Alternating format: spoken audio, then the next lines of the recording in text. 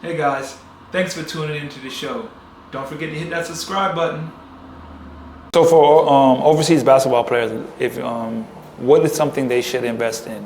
What is the first thing they should invest in? And this is not just in like stocks or just in general. Themselves. I say themselves. What does that look like? Yeah, so that trumps everything for me. I've talked to guys that have large real estate portfolios. I've talked to guys. Not too many guys are in crypto and different things like that I'm in because it's just the masses, but there are guys that are in there. But if you invest in yourself, you have a skill set with a little bit of everything. So when you find what you love and you're passionate about, you can pick and choose where you want to put your money. And also it's just money management, like live below your means until you get to a point where, you know, you can go out and network at these high places, or you can go eat out every meal if you want to, and you want to save your time. Awesome. Like for me, it's like I like my time. So, you know, if I gotta go cook, you know, breakfast, lunch, and dinner, I'll cook breakfast at the crib. But if I gotta cook breakfast, lunch, and dinner, that's 2 or 3 hours I don't get. So I'd rather go spend the money. You know, here it's obviously expensive, but your time, it's what you do with your time at the end of the day. And for me, time is valuable. You can't pay for that. It doesn't matter how much money you have. So I say yourselves, like, because if you do that, then you can pick and choose what you're really passionate about and then turn that into business or a venture with a friend or whatever you're trying to do after that.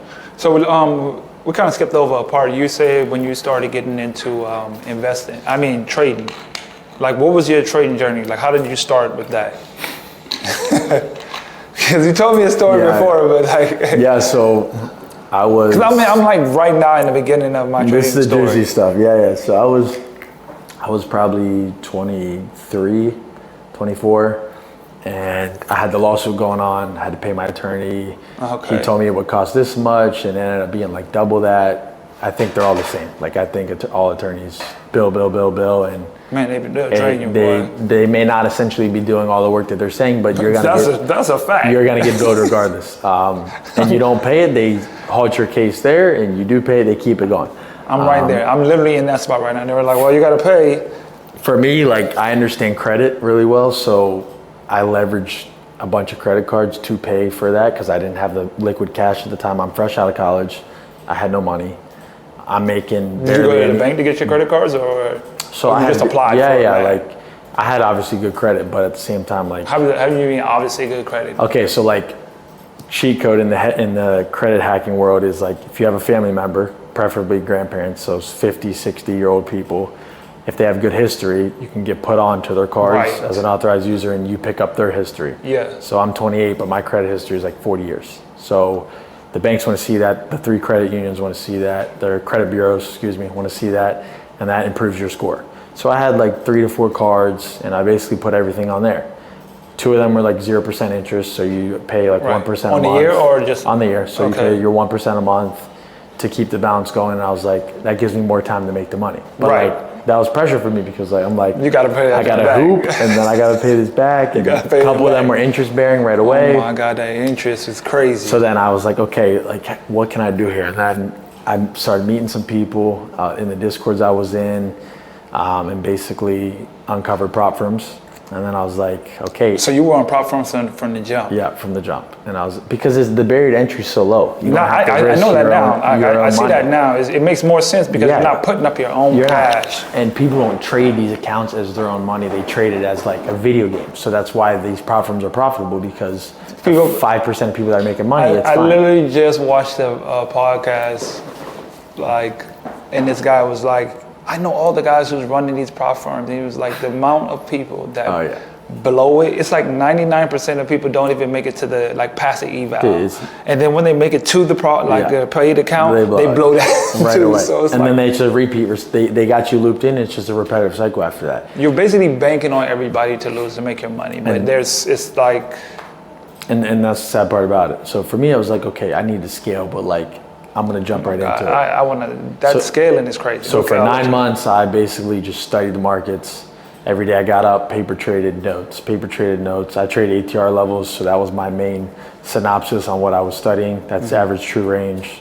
For example, AMD and NVIDIA would have a large average true range, as well as Tesla. You look at a company like maybe Oracle or like Jesus, they drop crazy. It's a smaller, ATR. It's not as volatile, right? It's not a high beta stock.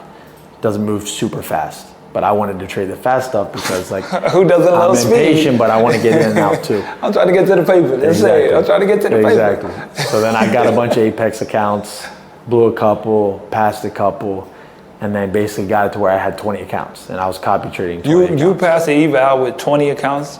What was it? I passed probably like 35 to 40 Apex accounts total, but you can pass in one day. So the way I trade, like I would pass in one trade, 2 max. And essentially the consistency is after that. You used to have to trade for 7 days, and then they changed their rules to compete with these other prop firms, but they paid out like close to $1 billion. So they paid a lot of people. So Apex does pay? Yeah, they do pay. They just have so many rules. And you have to know all the rules, or they will take advantage of that, of course, and deny your payout. I have friends that they've denied $50,000, $60,000 payouts for like stupid things that don't even make sense. So I just left them, and you know why I trade on now.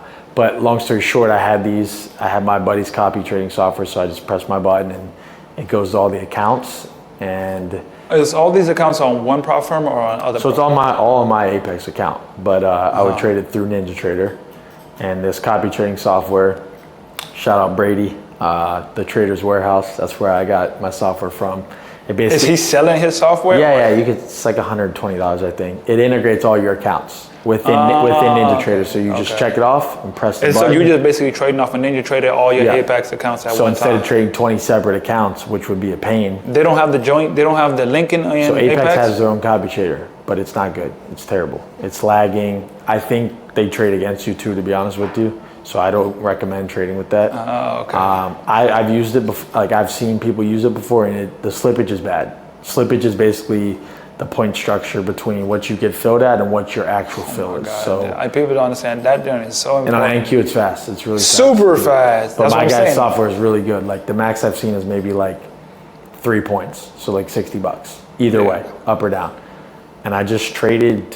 I stuck to my setup, took 10 trades over 10 days. Hit all 10, and that's how I paid those cards off. It sounds crazy, but like I was super disciplined. Like I was locked in. I said, if my setup's not there, I'm not trading it. Yeah, that's my problem right now. And God too, so that helped too. I know my problem. My problem is patience. I know. That's one thing that I know where I lack at. I say, okay, just wait for your setup, because I've hit on my setup like back to back. So I'm like, oh, okay, I got it. I just need to stop being thirsty. What's a financial truth that players don't hear enough? Oh, financial truth that players don't hear enough. I think plan for the future, man. I think a lot of people like compounding your money. They don't understand that term. So for all you people watching, like take out your phone, go to a compounding interest calculator, and put like $5,000 in as your initial investment, put $500 a month, put 10%, and then put over 30 years. And I guarantee you there's more than $1 million in there. People don't understand that. And if you start when you're 20, when you're 50, you got $1 million. But that's the slow game, And 500 a month is nothing. Nobody wants to play the slow game. And they don't. I think Buffett said it best, he's not with Berkshire anymore, but his story's crazy. He basically started with a company that was almost bankrupt. His buddy bailed him out basically with the company, made some adjustments, sold that company, used that money to buy majority shares of American Express, and then that's how his hedge fund started. And now it's one of the biggest funds in the world. Berkshire. It's huge. They control Coca-Cola, Walmart, everything. So the only reason I even know Omaha. No, they don't know. They're like, what is Omaha? But it's a slow game, right? He played the slow game, so you have to think in generations. Yeah, you have to. So. Because I think for me, it's like I'm a lot faster. I think faster. It's go, go, go. But I get it from my dad. Like my dad tells me, hey, you got to also have this side of things to de-risk your other side of things. So when he started, telling me that, it was interesting because I see what he did, and he built relationships with his clients. He doesn't chase the money. He builds the relationships with the clients, and then when they're ready to take the next step into their financial journey. When they're ready, they know. That's good business. You do business with people that you like. Exactly. And you want to get them to like you, of course, and really build it out with them and build a strong relationship. So you have your, so your algos, is that a part of your business, or is it like you're saying that's your retirement, or is that like a part of your business plan? Because I also know you sell courses. Yeah. Well, one course, but yeah. One Academy. course. Yeah. A course. Yeah. Explain your course a little bit for us. Yeah. So basically, it's everything I've compiled over 5 years, my experience, strategies I use. Is that how long you've been trading? 5 years? 5, 6, right around there. Yeah. When did it? They say, it takes 2 years, but like, I don't really agree with that, because for all you people who know John Carter, he's like arguably the most successful retail trader of all time. One of them for sure. Okay. He has 8 $1 million trades like per day within 24 hours. 8 $1 million? 8 $1 million trades. And he has a bunch of land out in Texas. He wrote Mastering the Trade. That's his book. Highly recommend it. Mastering the Trade? Hold on, let me look that up. Highly recommend it. Mastering the Trade? It took him 8 years to be profitable. I read Market Wizards. Market Wizards is good. Trading in the Zone's good. Mastering the Trade. Trading in the Zone. I just got done with Trading in the Zone. Oh, what's the book? Volume Price Analysis by Anna Coulter. I got that. Good. Mastering the Trade, John F. Carter. Mastering. Really good book. Really good book. The Trade or A Trade? The Trade. Okay, John Carter. Yeah, go ahead. So he created basically the squeeze indicator. So that indicator I showed you where a bunch of energy is being built up with the dots, and then it expands or contracts up or down. Okay. That's him. That's his indicator. How does he come up with that? Do you know? He hired some quants to help him, kind of build that out. But everyone else has built different things from that. But his works the best. But he trades. I mean, they all work the same to me. It's just like he trades on a daily and weekly time frame. So the moves he's seeing are like 20% on Tesla, and he'll buy $1 million of the stock, and then he'll buy $1 million in options as well. So I don't know if he's up to size now, but that's what he did when I was watching his videos and stuff. He buys the stock so he can see how much that million is moving, because he knows his options are moving even more. Yeah, if it's moving. It's times 100. So right. And he's had like 3 Tesla trades, I think. I think he had AMD. He had a Google trade where he was on family vacation. What is better? What? I don't mean to cut you off. But Yeah. What is better to you, in your opinion? Trading options or futures? I like futures. Like, the thing is this, like, options are designed for you to not lose money, but like you have to have a larger account to make the same as futures, because there's no margin, right? So at the end of the day, and you need the time. Exactly. Like, you can lose more money than you put in with futures if you get margin calls. But at the end of the day, with options, like, you can only lose that value of that contract. But you have theta, that delta, decay. You have 4 Greeks that are working against you. I just cut a meta play. If it shot up $40 a day. If your strike price isn't in the money, like, no one else wants to buy that contract. So you have to buy time, but you need more money to buy time. If you can buy time and swing, yeah, you can make a lot of money with options for sure. Do you use any of your profits from or do you still trade? What's the purpose of your trading now? Do you use that more for like what you want to do in your regular day, or do you use it more to put like, okay, I see a good setup, I take a trade and then I put it into my algos? Yeah, so I mean, the goal is to get everything in the algos eventually, but my algos are like long term, right? But I want to get that to a point where it's like they're doing. So you're constantly adding money to the algo. Yeah. And I'm maxing out obviously my Roth, of course, which is $7,000 a year, which is not that much. But you can have another IRA account, which is the same, but there's no max on that. So I think people, when that gets to the point where you're making like a yearly salary and not doing anything with it, stuff starts to turn, because it's like, okay, if you keep putting it in there, it's going to compound so fast. I got time, Right. So it's like by the time I'm 40, I got some friends that retired at 40, like. It's just like, what do we do now? And some of them are bored, some aren't, but they travel the world for a couple of years, whatever. I think it just depends what you like. I like futures because you can get in and out, and go about your day, go touch some grass, go read a book. You love saying that. Whatever. Like, you got to. Bro. But I guess people who don't trade like that don't understand like how important that is. Like, because right now I'm not even I'm a slave to the charts right now. Yeah. I'm up at night. That's that beginner's like. Yeah. That's that beginner's fire. I gotta put my time in. Yeah, it's that beginner's fire. Like, that's never gonna go away. I gotta put my time in. I ain't worried about it. I gotta put my time in. But you enjoy it. Like, you're passionate. You're passionate about it.